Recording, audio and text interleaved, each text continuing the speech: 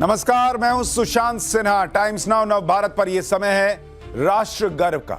सोमवार से शुक्रवार हर शाम 6:25 पर आपके लिए यह शो लेकर आता हूं, राष्ट्र गर्व, जो हर भारतीय को देश पर गर्व करने के और मौके देती है, राष्ट्र गर्व से भर देती है। उन्हें अपनी समृद्ध संस्कृति और विरासत को देखने का नया नजरिया देने वाला शो है ये। राष्ट्र गर्व वैसे फर्जी नैरेटिव की बखिया उधेड़ता है जो भारत की सनातनी छवि पर चोट करना चाहता है।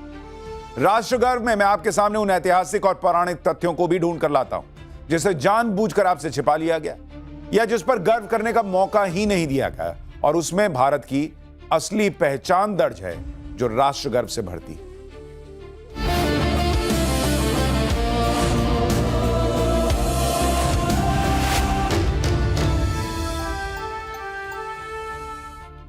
राष्ट्र गर्व में आज एक और राष्ट्र के ऊपर गर्व करने वाली कहानी, सेतुबंध रामेश्वरम का वो चौंकाने वाला चैप्टर जिसमें असंभव को संभव करने वाली सनातन की रहस्यमयी इंजीनियरिंग और पुरातन विज्ञान दोनों ही, भारत को उत्तर से दक्षिण, पूरब से पश्चिम तक अखंड रखने की भावना है, और दर्जनों ऐसे हैरत अंगेज सबूत हैं जो हर भारतीय को राष्ट्र गर्व से भरने वाले। रामेश्वरम हम भारतीयों के लिए सिर्फ मंदिर नहीं, भारत की आत्मा है बॉस।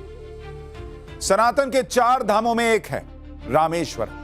इसकी गिनती भगवान शिव के 12 ज्योतिर्लिंगों में भी होती। हिंदू धर्म ग्रंथ कहते हैं कि 11 ज्योतिर्लिंगों में भगवान शिव खुद दिव्य ज्योति के रूप में प्रकट हुए, लेकिन रामेश्वरम के साथ खास बात जुड़ी। यह एक अकेला ऐसा ज्योतिर्लिंग है जिसके बालू से बने होने की मान्यता है, जहां भक्त की प्रार्थना पर भगवान शिव ज्योतिर्लिंग के रूप में स्थापित हुए। यह एक अकेला ऐसा ज्योतिर्लिंग है जहां वैष्णव और शैव परंपराओं का संगम दिखता है। रामेश्वरम 3 युगों से इस बात की गवाही देता आ रहा है कि मर्यादा पुरुषोत्तम राम भारत में पैदा हुए। यह मंदिर इस बात की गारंटी है कि राम को काल्पनिक बताने वाली सनातन विरोधी साजिशें भारत में कभी कामयाब नहीं हो पाएंगी। भारत की सनातनी पहचान मिटाने के लिए राम मंदिर को निशाना बनाया गया, यह सब जानते हैं, लेकिन उससे भी पहले रामेश्वरम को नेस्तनाबूद करने की कोशिशें हुई।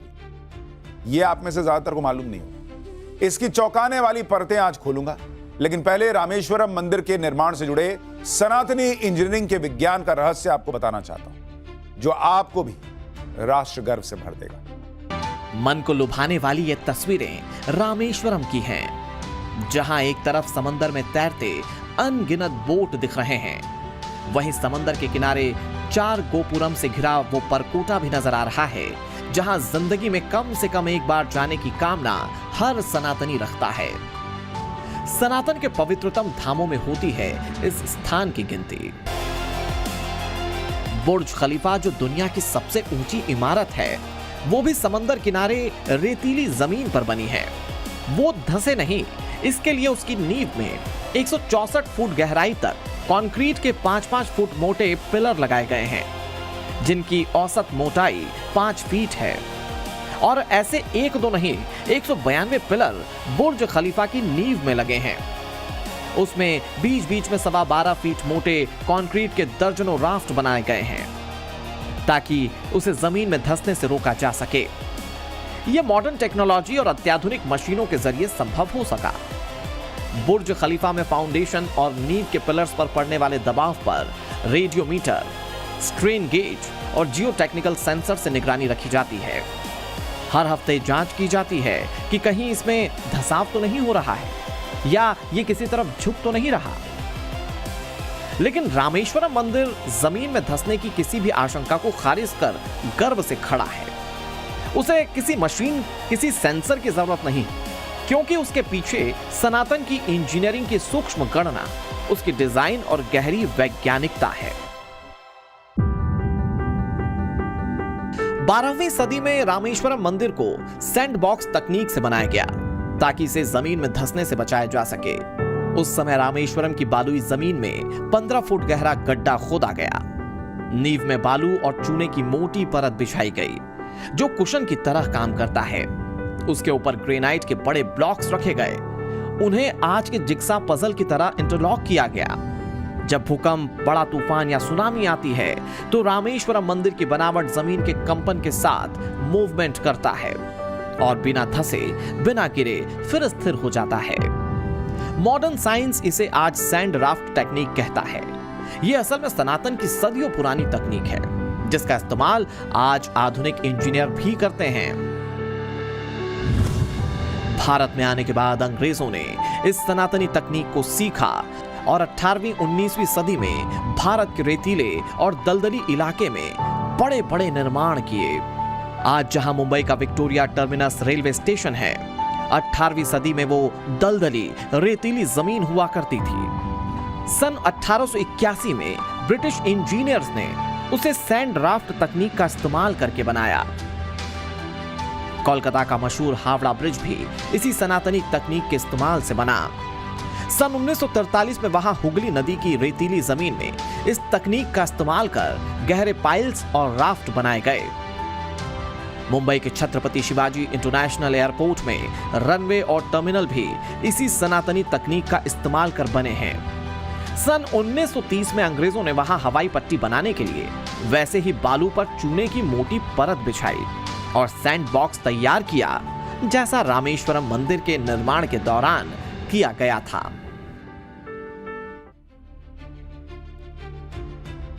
सैंड बॉक्स टेक्निक यानी रेत का तकिया कह लीजिए, यह भारत की सनातनी वास्तुकला की अपनी टेक्निक है, जिसके इस्तेमाल का 1500 साल का लिखित इतिहास है।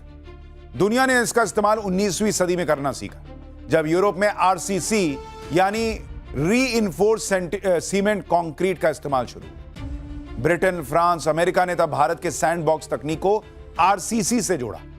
आज दुनिया भर में बड़े बड़े निर्माण में इसका इस्तेमाल होता है। दुनिया भर में बड़े बड़े बंदरगाह बनाने में इसका इस्तेमाल हो रहा है। तो भवन निर्माण की विदेशी टेक्नोलॉजी का गुणगान अगर कर रहा है कोई, तो आपको भारत के वास्तु विज्ञान और सनातनी साइंस का मजाक उड़ाता भी दिख जाएगा। उसे रामेश्वरम मंदिर के निर्माण की कहानी जरूर सुनाइएगा राष्ट्रगर्भ में देखकर, और मॉडर्न आरसीसी टेक्नोलॉजी से उसका कनेक्शन जरूर बताइएगा।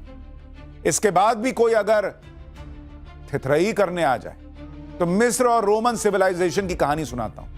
उन्हें यह ऐतिहासिक फैक्ट भी जरूर बताइएगा कि रोमन सभ्यता में बालू का मोटार की तरह इस्तेमाल जरूर हुआ, लेकिन वो सैंड राफ्ट की फाउंडेशन तकनीक नहीं जानते थे।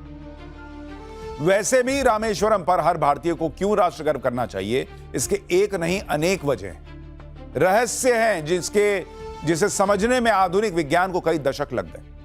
भाई, दुनिया तो आज ये मानने में हिचकती है कि राम सेतु मानव निर्मित है, जबकि हमारे धर्म ग्रंथों में युगों से इसकी कहानी, इसका पूरा खाका दर्ज। आधुनिक वैज्ञानिक रिसर्च में यह बात साबित हुई कि राम सेतु के नीचे जो बालू के लेयर हैं, जो मूंगे की चट्टानें हैं, वो 4000 साल पुरानी, जबकि राम सेतु के प्राकृतिक चूना पत्थर 7000 साल पुराने। इस बात का जवाब आधुनिक वैज्ञानिक नहीं ढूंढ पाए कि ऐसा कैसे हुआ, क्योंकि 4000 साल पुराने बालू और मूंगे के लेयर के ऊपर 7000 साल पुरानी चूना पत्थर की चट्टानों के होने का मतलब क्या है? उन्हें खास तौर से वहां क्या जमाया नहीं गया होगा? क्या वो मानव निर्मित हो सकते हैं? राष्ट्रगर्भ के इस अद्भुत चैप्टर की कई चौंकाने वाली परतें हैं, जिसे आगे खोलूंगा, लेकिन पहले आपको मैं रामेश्वरम मंदिर से जुड़े सनातनी वास्तुकला के एक और चमत्कार की कहानी बताता हूं। आज भी दुनिया भर के पर्यटकों से लेकर मॉडर्न इंजीनियर्स को यह कहानी हैरान करती है। रामेश्वरम मंदिर में ही दुनिया का सबसे लंबा मंदिर कॉरिडोर है। इसमें 1212 स्तंभ हैं और हर एक की ऊंचाई 30 फीट है। हर स्तंभ पर अलग अलग तरह की जटिल नक्काशी है।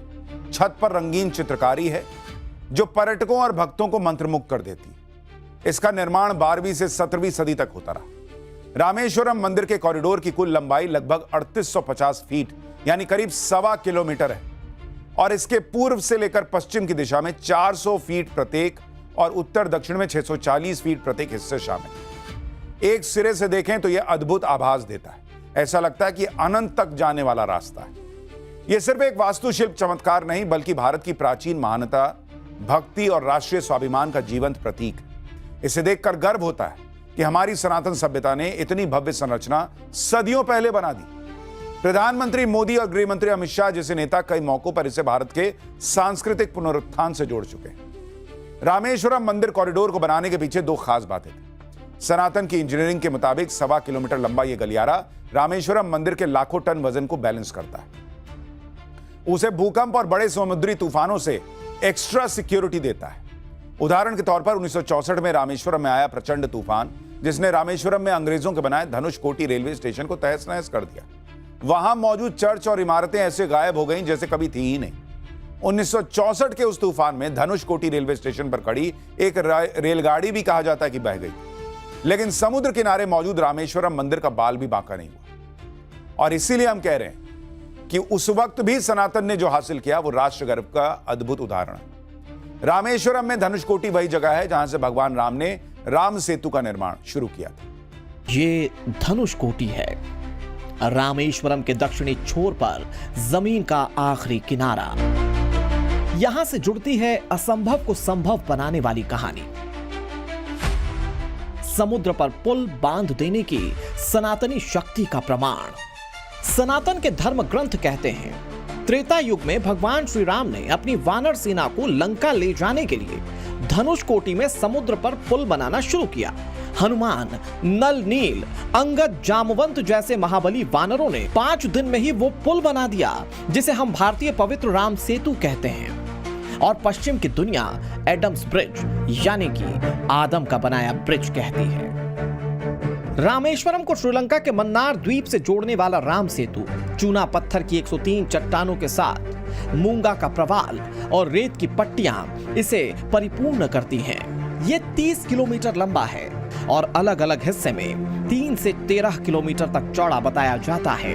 सैटेलाइट इमेज में इसका 99% से ज्यादा हिस्सा पानी में डूबा दिखता है और केवल 0.02% हिस्सा ही समुद्र के ऊपर दिखता है। राम सेतु जहां से गुजरता है वहां समुद्र बेहद उथला है। वहां पानी की गहराई 3 फीट से शुरू होकर अधिकतम 30 फुट तक है। इसमें 11 छोटे छोटे चैनल हैं जो सिर्फ 5 से 9 फुट गहरे हैं। इसरो नासा ने मिलकर 2024 में राम सेतु के सैटेलाइट से लेजर मैपिंग की थी। आप जानकर हैरान रह जाएंगे कि 15वीं शताब्दी तक राम सेतु को लोग पैदल पार किया करते थे। रामेश्वरम मंदिर के पुराने दस्तावेजों के अलावा एनसाइक्लोपीडिया ब्रिटानिका और श्रीलंका टूरिज्म की ऑफिशियल वेबसाइट में इसका